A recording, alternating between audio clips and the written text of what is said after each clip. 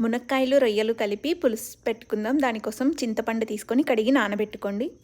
తర్వాత ఇంకొక గిన్నె పెట్టుకొని అందులో నూనె వేసుకొని ఒక పెద్దలపై చిన్న చిన్న ముక్కలుగా కట్ చేసి పచ్చిమిర్చి, మునక్కాయలు, కరివేపాకు, అల్లం వెల్లుల్లి పేస్ట్ వేసి వేయించుకోండి. మరి మెత్తగా వేగిపోయే వరకు అవసరం లేదండి. ఒకసారి అంతా కలుపుకోండి.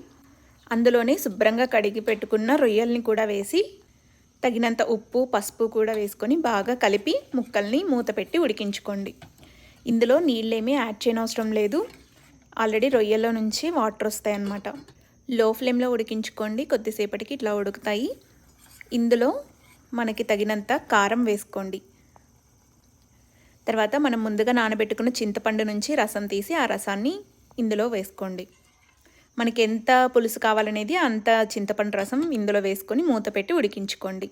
చివర్లో కొత్తిమీర, గరం మసాలా వేసుకొని చిక్కబడిన తర్వాత ఆఫ్ చేసుకోండి.